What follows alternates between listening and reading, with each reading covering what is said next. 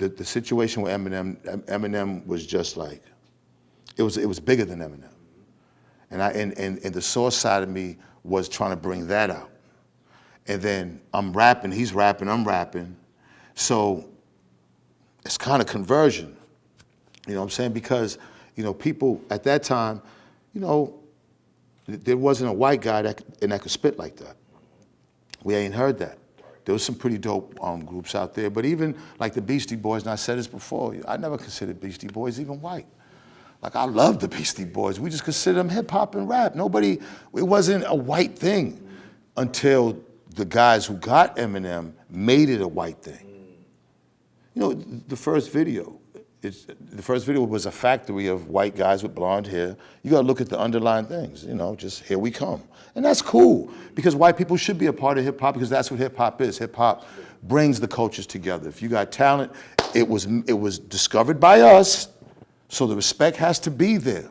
Because the originators, that doesn't mean like anybody's better than anybody. It's just that you gotta respect who the originators are. And that's just natural. That should be a natural human type of trait, to just give the props of the people to pay homage to the culture, especially if you're making zillions of dollars from it, if you are successful from it. So the homage should be there. So, we going battling back and forth, and then the racist tapes pop up from his group. His guys show up at Dave's spot. They show up. 2 white guys, there was 3 of them though. And they show up. I'm in Puerto Rico with Ja, shooting a movie, matter of fact. I was with Ja Rule in Puerto Rico. Matter of fact, I sure was. I flew up the first flight. He was like, yeah, because Dave's like, they're in my office now, and they got a tape, and it's the rap racist hour, and I'm like, oh shit, word? And now we right in the middle of the battle. I said, oh, this is great. So I fly up there, and they in there now.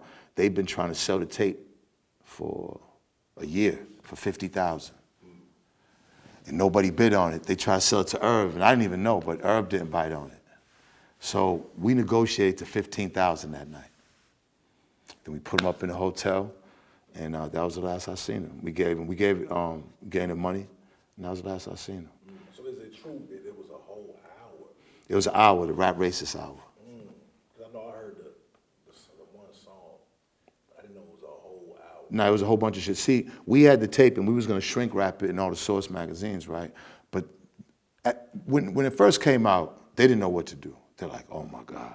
Now they gotta fix this, because they know this is millions and millions and millions of dollars on the line, okay? So they, first they said it wasn't him. Then they came back, it was like, all right, they sued us for copyright infringement. They sued us, right? So when you're suing us, you're admitting it is him, because you're saying it was your copyright, so it's okay, cool. We ended up winning the landmark case. They didn't let us put the whole hour, but they said you could put 30 seconds. So we went through all the songs and grabbed all the illest shit, right? And we shrunk rap, I think, like 1,000 magazines, and we had him on the cover with the black eye and shit. And then we did an extensive investigation on who he was, because nobody really knew who he was and where we came from. So we really did some 2020 shit, Dateline shit, you know what I'm saying? We found out he was from St. Joe's, Missouri. We found out he moved to Warren, Michigan, all right? We found out, you know what I'm saying? And then what the other guys was telling us. And see, where they messed up was they said he was 16, he had a black girlfriend. The other guys was he was in 2021 when he did that. I mean, they told us. Now, if 1 or 2 of those guys is dead now. It was crazy to me, 1 or 2 of them is dead that was there with us, I'm not sure. So it's just, I don't know, bro. It's just like a real weird situation. 22 years later, he makes another song about me and shit. Which to me, I think it was a mistake. I think that he was coming back with new music, and I guess he thought that, okay, First thing I'm gonna drop is this from Benzino, make a whole song. Because in Kill Shot, he had, at the end of it, he just said, Benzino died. Some crazy, just screamed, crazy shit, oh shit. Benzino died. He didn't even rap it. I think he said some shit like, die, Benzino, die. So I was just like, But when I heard this one, he mentioned Coy. I thought that was fucked up. I thought it was fucked up, and then I kind of thought like it was like, damn, Coy, I hope you see, because you know what I'm saying, I hope you see what type of guy this is, because at one point she was like, you know, Eminem's a great artist, but he's, you know what I'm saying, how can he be a great artist if he's disrespecting you? Because I don't, disrespect is disrespect. You don't have to do that. You don't have to disrespect. You know what I'm saying? And so he's disrespectful. That's what he do. He disrespects. You never see him and you never see him anywhere, especially without 100 bodyguards around him and police. So that's cool. That's how he want to live his life. That's fine. Um, but I think he shouldn't have did that. Now he just dropped 2 singles, Houdini and Toby Maguire, and it's not it. Like I think you are witnessing. You're getting ready to witness the end of Marshall Mathers. I really believe that. I believe that. Listen, he could get in with some dope producers and some dope writers and go and make. It's not rocket science, but you could tell he just wants to do it his way, and his way is outdated. He don't understand that, and he's not really. And this is, I'm not disrespecting. I'm just telling it what it is. So I'm tired. You know, the fans. Let's just be logical and mature right now. He he's in his 50s. He's detached from the culture and the music, not just the raps or the styles, but the beats. You know what I'm saying? So, and he has a huge white following, so that's his bread and butter. So he's in a predicament. He's not going to make money. He knows with the black community, but the white community has a chance.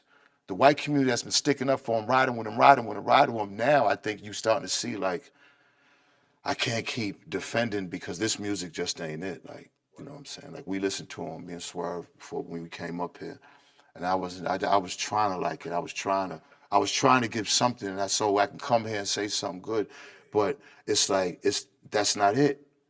That ain't it. That's not what we listening for. That's not the culture right now. Like it might be time to just hang it up. You're filthy rich. Go get another young nigga and put him out there at this point. Get a real label and really pay attention, because all those other artists are gone. You know what I'm saying? So why don't you just, because that happens because all the attention gets paid to him. He sucks all the wind out the room, so nobody else can. So now, now just sit back and be an executive and just really, you know what I'm saying? Go grab it. So many dope Detroit young niggas. Are you kidding me? And Detroit's on fire right now. He should have been grabbed 3 or 4 of them niggas. Big Sean got his. I don't even know who the fuck Baby Tron is, but I know the niggas in Detroit on 7th and 8th and on the east side. And what? Yeah, them niggas getting in. And Detroit got a good sound right now. Why wouldn't he go grab a couple of them niggas? A couple of them niggas who already got their social media up and everything. They already doing their own shit. They just need you and a budget to come take them to that next. I don't know. Speaking of the D, man, when you went out there, that's really what I wanted to get to, man. When you went out to the D, man, was it love? Man, it's my second home. Man. I've been going to Detroit since '85 Okay. with bricks of dope in my drawers. Hey, Salute to Pep and YBI. You know what I'm saying? Like, yeah, like, you know what I'm saying? I fuck with, you know what I'm saying? We put the Street Lords in years ago in the magazine. R.I.P. the Yacht from the Cheddar Boys. You know what I'm saying? Like, I've been fucking with Detroit a long time. You know what I'm saying? So the Eminem thing, I never looked at Eminem as Detroit. When you think Detroit, you think, especially back in the day, Detroit was one of the most lit cities for a black person, if not the lit in the country, where you can go out there and get an amazing job working at the factory, go get a house in the suburbs. You know what I'm saying? You know what I mean? Like really have your kids go up to a great school and everything. You could really, and Motown was cracking, all the music was coming from there. Like for a black person, Detroit was the place. You know what I mean? So yeah, it ain't got nothing to do with it. I never looked at M with Detroit because Detroit's a black city. Like Michigan is a lot of white people, you know what I'm saying, but Detroit black, you know what I'm saying. So it's almost Taylor two type of, you know what I'm saying. And that's not taking nothing from M. If M was around, I was talking to a lot of guys. They was like, look, he used to rap with us and all that. Okay, I respect that. Ain't nothing wrong with that. Ain't nothing wrong with that. It's just that the powers that be said, you know what? There's a lot of white people in America who just don't fuck with black people. They don't even live around black people. Nebraska, Wyoming, Idaho, Montana, North Dakota. These motherfuckers, they ain't even seen a black person in their whole life in some of these places. Let's just face it. There's places around here they ain't never gonna see a black person, so they don't fuck with us. But if Eminem, they'll fuck with him, and that's. But then what you're doing is you're not pushing us now. You know what I'm saying? Like the idea for hip hop is pushing us because that's what made white people fuck with black people was hip hop. That's what made the youth of white people say, you know what, I can go fuck with niggas. Niggas are cool. I don't know, Uncle Joe, what you say about niggas and all that. He's cool with me. We going to the hip hop club and he's cool with me. You see what I'm saying? Religion didn't even do that. So, shit, I felt like hip hop was ours and we should make it ours, but I felt like they was gonna plant him to divide it. And that's what happened. Can't deny that shit. You know what I'm saying? He was getting special treatment since day one. He was on Eminem. He was on MTV where no niggas was. You know what I'm saying? How does he just get that? He in the Rock and Roll Hall of Fame where all kind of motherfuckers waiting in.